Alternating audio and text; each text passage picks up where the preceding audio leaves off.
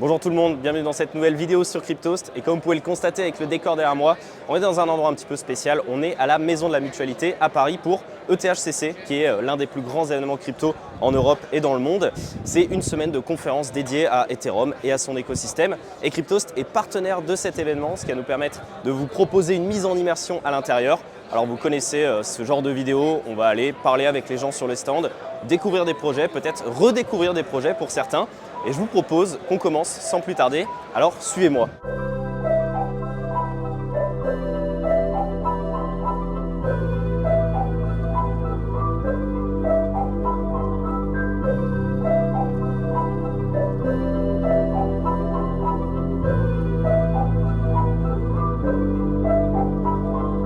Salut Henri, merci de nous recevoir sur ton stand. Avec plaisir. Est-ce que tu peux nous expliquer pour tous ceux qui nous écoutent ce que c'est que Starkware et ce que tu fais chez Starkware? Bien sûr.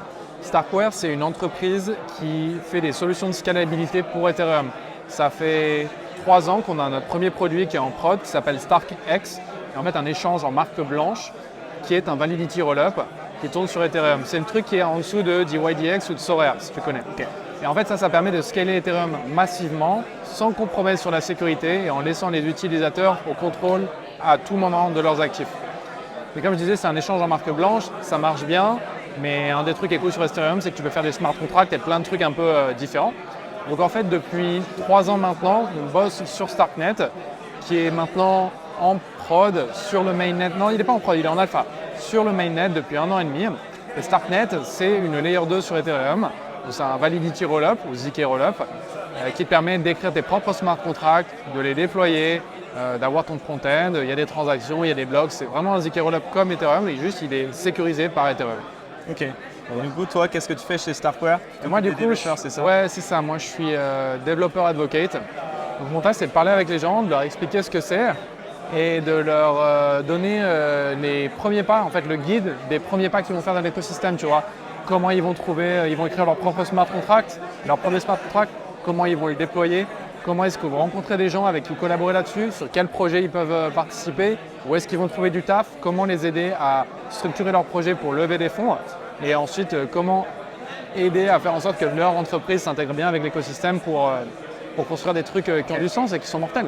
Ah, c'est cool, vous accompagnez donc les développeurs à s'intégrer, parce que c'est vrai que vous avez un langage de programmation qui est un peu spécial, Kero. Comment ça se passe? Est-ce que c'est compliqué pour un nouveau développeur de venir sur Starknet à cause de ça? Moi, je te dirais un truc, c'est que la plupart des développeurs, si tu leur demandes est-ce que tu penses que Solidity c'est le dernier langage que tu vas apprendre, il n'y en a pas un seul qui dit genre ouais bien sûr je ne vais plus jamais apprendre un langage de programmation. La question c'est pourquoi tu as besoin d'apprendre un nouveau langage de programmation? Mais en fait, avec un Validity Rollup, tu peux faire des choses qui sont complètement différentes de l'EVM en fait. Et une fois qu'ils ont percuté ça, en règle générale, ça ne leur fait pas du tout peur d'apprendre un nouveau langage. Cairo, c'est pas si difficile que ça. En fait, la syntaxe est un peu différente, mais c'est très proche de la façon que je vais coder dans l'EVM. C'est un peu comme genre le français et l'espagnol. Il y a des grosses similarités, tu vois. Donc, c'est pas si difficile que ça. Nous, on les accompagne et aussi on leur donne aussi, on les accompagne sur au-delà que juste genre ah bah tu sais écrire du code, bah c'est bien, tu vois. Okay. On les accompagne pour leur montrer comment vraiment genre créer leur propre carrière et leur propre futur sur Starknet. Mais je sais que ça fonctionne bien, en tout cas moi j'apprécie pas mal l'écosystème. Je sais qu'on a pas mal de monde qui nous écoute, qui apprécie l'écosystème. Où vous en êtes là? C'est quoi les grosses étapes à venir dans le développement? Alors, 2023, ça va être une très grosse année pour Starknet. C'en est déjà une parce qu'en fait, là, depuis le début de l'année, on a eu 2 mises à jour majeures. La première vers mars, où on a introduit un nouveau langage de programmation qui s'appelle Cairo 1, qu'on appelle Cairo maintenant, qui est un truc qui est très proche du Rust et qui te permet d'écrire des smart contracts qui sont propres, qui sont sécurisés et de façon vachement plus efficace qu'avant. Ça a été un truc massif. Et le deuxième truc, c'est là, il y a une semaine, en fait, on a déployé une nouvelle mise à jour sur Starknet 0.12 ou Quantum Leap. D'ailleurs, en fait, le sigle, c'est ça. Hey, Omar, d'accord. Can you do this with me? Donc Starknet 0.12, okay. C'était la mise à jour qui a permis en fait, qui a donné énormément de capacité en plus à Starknet. On est passé de quelques TPS par seconde, enfin quelques transactions de capacité par seconde à genre. Enfin aujourd'hui en fait on ne sait pas où est la limite parce que juste on ne l'a jamais dépassé encore, tu vois. Ouais. À chaque fois qu'il y a eu une demande, bah, le réseau l'a accommodé. Et les transactions se passent en quelques secondes alors qu'elles Moi c'est vrai qu'on a constaté, en tout cas moi à mon échelle personnelle, j'ai constaté qu'entre il y a 3-4 mois et aujourd'hui, Ça va Ça a beaucoup rien plus à vite, voir. c'est plus fluide, c'est plus agréable. Exactement. Et du coup, les transactions sont pas chères, elles sont moins chères sous Ethereum, mais elles restent de l'ordre de quelques dizaines de centimes. Et ça, c'est le prochain truc sur lequel on va bosser. Et donc d'ici à la fin de l'année, on devrait avoir une nouvelle mise à jour, la 0.13, qui va donner aux développeurs de smart contracts une possibilité pour choisir de baisser drastiquement les coûts de transaction de leur smart contract. Et du coup, à ce moment-là, ça va devenir réalistique de faire des transactions qui vont coûter genre depuis N 2 centimes, tu vois. Ok. Et ça va être super excitant. D'ici à la fin de l'année, on aura un langage de smart contract hyper résilient, énormément de capacité et un réseau pas cher. Ça va être, je suis très excité de voir ce qui va se passer, ça va être hyper intéressant, tu vois. Alors déjà là, on voit des gens qui construisent des trucs nouveaux et audacieux avec ces primitives-là en plus. Ça va être, moi, je suis très curieux de voir ce que les gens vont faire. Kylian serait curieux aussi. Bon, on continuera de faire ça avec Cryptos. Merci pour ton temps. Avec plaisir.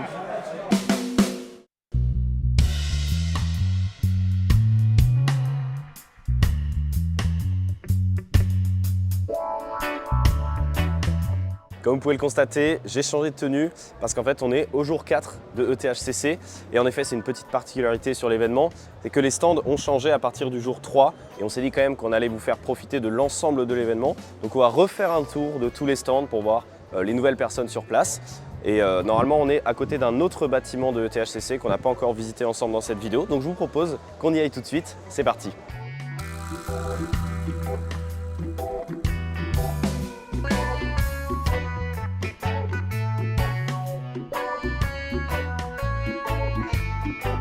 Bonjour Léonard. Salut. Bon, tu nous accueilles pas sur ton stand parce que c'est assez bruyant à l'intérieur, donc on t'a sorti de ton stand, on t'a récupéré. On est juste devant l'événement. Bon, tu représentes Massa, vous l'avez reconnu avec la casquette. Est-ce que tu peux nous expliquer déjà ce que c'est que Massa? Ok. Massa, c'est une nouvelle Layer 1 qu'on est en train de développer. Là, actuellement, on est en testnet. Et c'est une chaîne qui a pour focus premier la décentralisation. C'est-à-dire qu'aujourd'hui, les chaînes les plus performantes, genre BSC, Solana, etc., il y a 4, 5, maximum 10 nœuds en fait, qui valident l'intégralité des blocs. Et ça ne correspond pas du tout à notre vision de la décentralisation.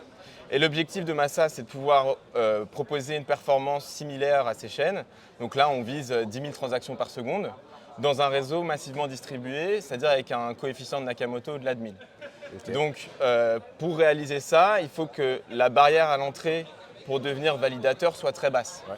Et aujourd'hui, sur Massa, tu peux devenir validateur avec un ordi de bureau classique, 16 Go de RAM, un i7 avec 8 cœurs, ça suffit, et 1 Tera de stockage. Okay. Et le minimum de staking, là où sur Ethereum c'est 60 000 $, sur d'autres chaînes des millions, chez nous à partir d'un roll, donc le minimum pour staker c'est l'équivalent de 100 masses, donc de l'ordre d'une centaine de dollars. Et justement voilà. tu parlais de masse, donc c'est votre token, c'est ça? Voilà, alors notre token il n'est pas encore sorti. Parce qu'on est encore en testnet. On a notre ICO qui va arriver très bientôt là en septembre. Et dans la foulée, le lancement du mainnet en octobre. Ok. Et vous avez profité justement de cette semaine à ETHCC pour annoncer d'autres actualités, notamment hier. Alors ce sera pas, ce sera la semaine d'avant, j'imagine, quand la vidéo sortira. Et c'est la sortie de votre white paper. Ouais, longuement attendu white paper. On a mis longtemps à rédiger quelque chose qui nous plaisait. Ça a été beaucoup de matière grise, mais on a enfin release notre white paper, qui est déjà disponible sur notre site et qui explique très bien donc toute notre philosophie, comment on voit la blockchain, le marché, etc. Et qui montre un petit peu les features en dehors de la décentralisation, parce que la décentralisation, ce n'est pas une feature. Donc, en dehors de la décentralisation, on a des features à showcase. On a par exemple le Web on-chain. On peut héberger et servir du web directement on-chain, qui va être résolu en point Massa directement.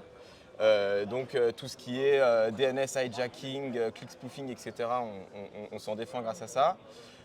Et on fait aussi une des grosses features de Massa, c'est les Autonomous Smart Contracts. D'accord. Donc en fait, on a des smart contracts qui peuvent être triggered non pas par des externally owned accounts, mais qui peuvent se réveiller automatiquement plus tard dans le temps. D'accord. Voilà. Donc ça permettrait de développer quoi, par exemple? Alors, la killer app, en fait, c'est par exemple, bon, c'est très DeFi, je rentre un peu dans la technique, mais par exemple, si tu fais du lending collatéralisé, et que ta position risque d'être sous-collatéralisée, tu peux programmer comme ça des actions automatiques pour que automatiquement ton smart contract aille vérifier que ta position n'est pas sous-collatéralisée et que tu n'es pas au risque de te faire liquider. Très bien, très clair. Ça peut exister aussi par exemple pour du trading, on peut imaginer, pour des plateformes de trading, etc. Exactement, exactement. Donc notre projet un peu flagship sur Massa, c'est un DEX qui s'appelle Dousa. D'accord. Et eux, c'est le premier DEX à rendre possible les limit orders et les stop orders. C'était à ça que je pensais. Exactement, justement parce qu'il leverage ces autonomous smart contracts. Ok, c'est super intéressant. On mettra tous les liens dans la description. Nickel. Et je vous invite à aller consulter le white paper maintenant qu'il est sorti. Et tu me disais la date du début de l'ICO, c'est quand? Donc ICO, ça va être en septembre. On aura une grosse campagne marketing tout le mois d'août où il va falloir aller farmer nos différents produits. Donc Dousa, on aura un bridge, on aura une plateforme de lending, on aura un jeu NFT, etc. Bref, ce qui va a priori ouvrir un discount pour l'ICO. Et dans la foulée, après la campagne marketing en septembre, l'ICO, et puis le mainnet par la suite. Parfait. Écoute, merci pour tes explications, c'était très clair. Merci à vous. Je te souhaite de profiter des quelques heures qui restent pour l'événement. Merci.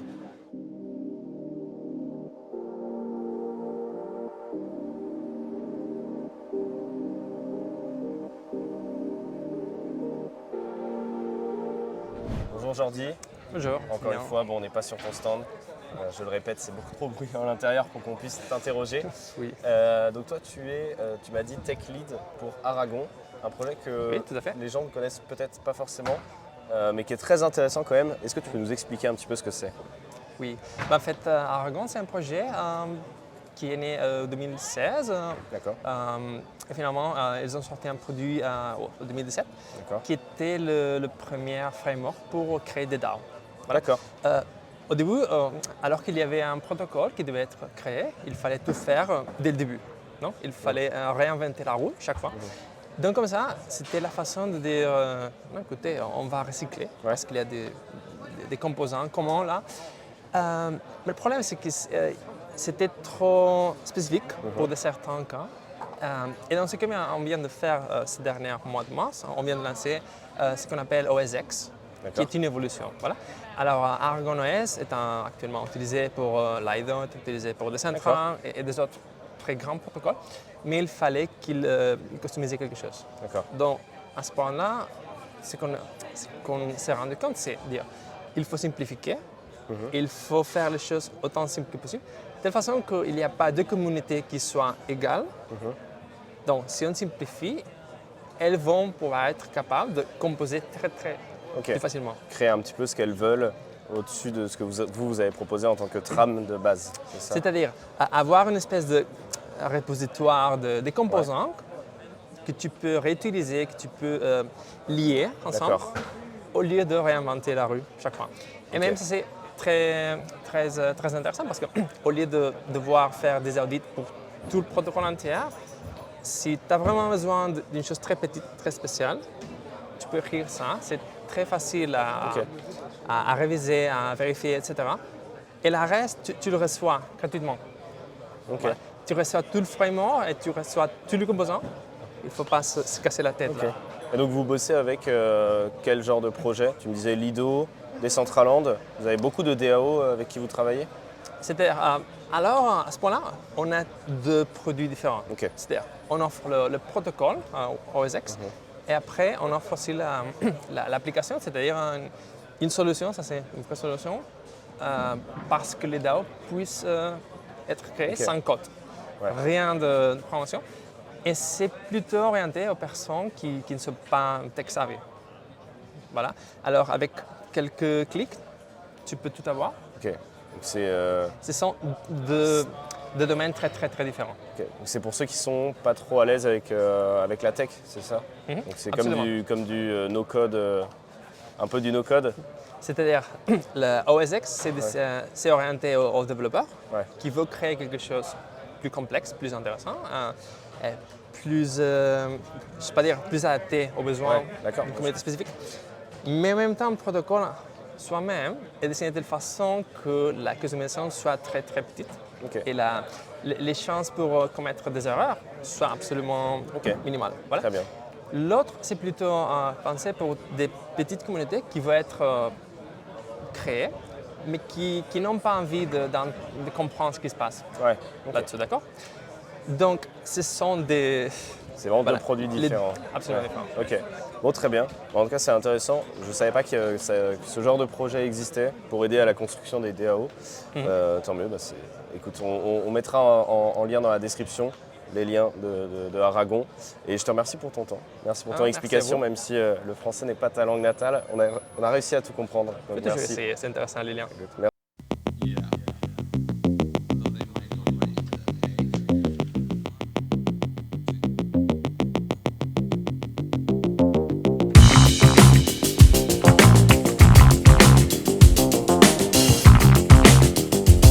Bonjour. Merci de nous accueillir sur ton stand. Encore une fois, c'est très bruyant, mais ça devrait le faire. Alors, un stand qui est très sympathique, avec des petites bornes d'arcade. Et je vois qu'il y a quelqu'un qui fait du design derrière, etc. Un beau stand. Est-ce que tu peux nous expliquer justement qu'est-ce que Comet? Alors, Comet, c'est une start-up française qui a été créée il y a 3 ans. On est à peu près 35 personnes aujourd'hui. On est basé à Paris.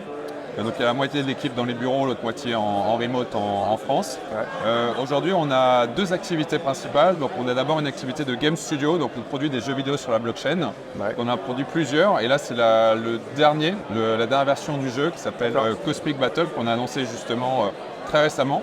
Ok. Qui sera lancé en Q4 cette année. D'accord. Et à côté de ça, c'est vrai que quand on a développé les jeux sur la blockchain, on a fait énormément de modules techniques liés à la blockchain. Ouais. Et on a eu beaucoup de visibilité auprès d'autres acteurs. Et on a commencé à travailler pour des acteurs comme Française des Jeux et d'autres startups comme FanLive, qui est un fantasy game comme l'équivalent de Sora du rugby. On travaille avec des startups comme Broken Wine. Et en fait, on s'est rendu compte qu'à chaque fois, les besoins, c'était un petit peu les mêmes. Ouais. Et on a commencé à créer des produits avec ce qu'on était en train de développer. Ok. Donc aujourd'hui, on travaille sur 3 produits principaux avec Ok. une filiale qui s'appelle Alambic. Donc on a présenté aussi Alambic aujourd'hui, cette Ouais. semaine sur le salon.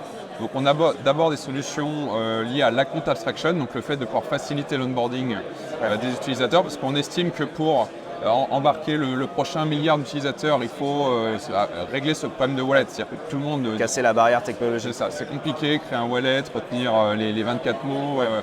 C'est vraiment très compliqué pour beaucoup de monde. Donc en fait, ce qu'il faut, c'est conserver l'intérêt d'avoir un wallet que l'on possède, mais casser cette barrière technique à l'entrée. Donc on est en train de bosser là-dessus.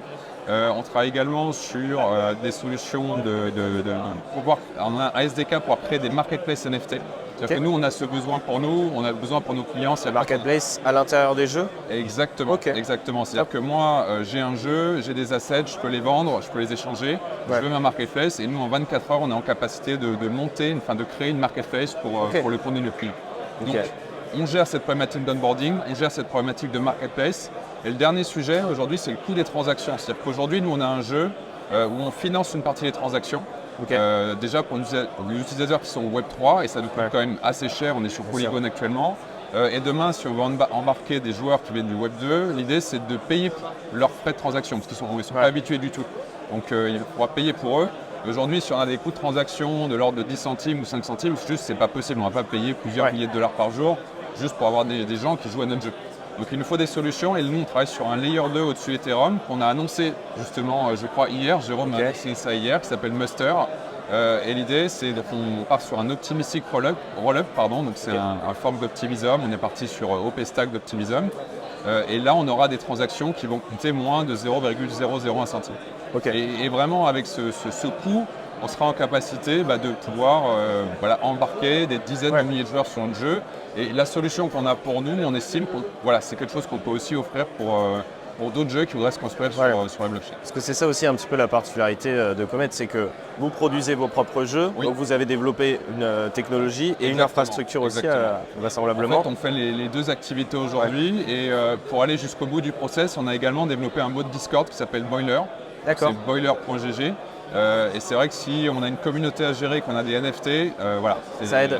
C'est pour faciliter tout ce qui est, j'imagine, obtention de whitelist, connexion de wallet, etc. C'est ça, des auctions, des enchères, enfin on peut faire énormément de choses, c'est connecté avec Lens, c'est connecté avec PoApp, on a intégré la compte abstraction aussi directement sur Discord avec le bot est gratuit.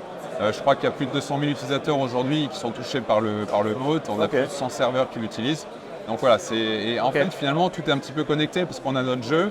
Notre jeu va utiliser notre technologie, donc c'est un vrai showcase. Et on a besoin d'animer cette communauté. Et là, on a le bot qui arrive derrière. On a vraiment ces trois aspects aujourd'hui qui se présentent chez Comet. Très intéressant. Et vous avez beaucoup de projets qui vous démarchent pour utiliser votre technologie? Exactement. Déjà, je parlais de quelques clients avec qui on travaille. Donc, il y a des annonces qui ont été faites. On a quelques jeux qui sont live, d'autres qui sont encore en construction. Et là, on a énormément d'échanges. Alors, avec des jeux, mais pas que. On a aussi des sociétés qui veulent construire des applications. Pas forcément des jeux. Mais les problématiques, c'est toujours les mêmes. Comment je fais pour que des utilisateurs qui n'y connaissent rien à la blockchain puissent utiliser mon application? C'est la même problématique. Ça, c'était la problématique principale de cette semaine de THCC. On a beaucoup parlé. Exactement. Donc, on est vraiment là-dessus à fond. Et c'est vrai que cette semaine, ça nous a permis de mettre en avant un petit peu tout ce qu'on fait chez Comet. Et on est français. Et le point que j'aimerais rajouter en plus, c'est qu'on travaille énormément sur la partie régulation. Donc tout ce qui est PESAN, tout ce qui est JONUM, on est vraiment dessus. Et c'est vrai que demain, si on veut aller sur ce type de solution, par exemple si on veut payer les transactions pour les utilisateurs, il va falloir relayer les frais de gaz. Là, il faut être régulé, il faut être SAN. Sinon, on ne peut pas se permettre de le faire. Donc c'est vrai qu'on est présent en Europe, on est présent en France. Vous avez la vocation peut-être d'essayer d'aller obtenir cet enregistrement? On va l'obtenir. C'est une start-up française basée à Paris. Si on ne l'obtient pas, je veux dire, je ne sais pas qui pourra l'obtenir. Donc on est dessus exactement. Parfait, tant mieux. Écoute, on mettra tous les liens dans la description. Oui. C'est très intéressant. Merci pour ta présentation, c'était très clair. Je te souhaite de profiter de la fin de l'événement. Merci, c'est très gentil. Merci de poste.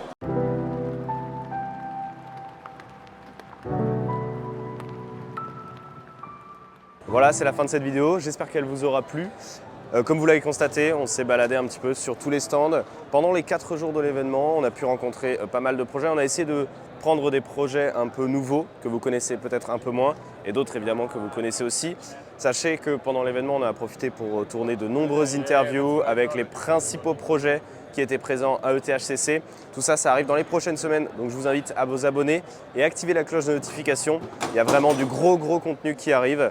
Voilà, j'espère que cette vidéo vous aura plu et je vous souhaite de passer d'excellentes vacances si vous partez en vacances. Et je vous dis à très vite sur Cryptost.